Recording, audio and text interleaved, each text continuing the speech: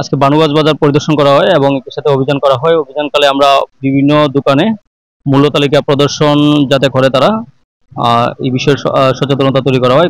2টি দোকান আমরা জরিমানা করেছি এবং বাকিদেরকে সচেতন করা হয়েছে।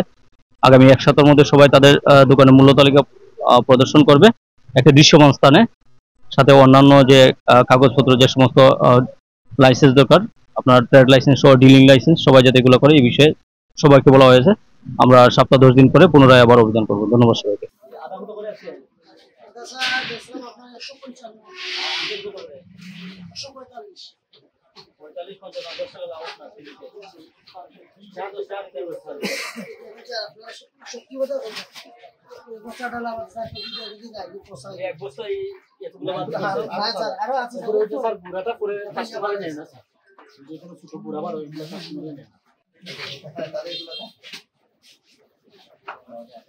যোগফুট বাড়াবেন গ্লাসে ওকে এক দোকানের মধ্যে সাদা বোর্ড আছে।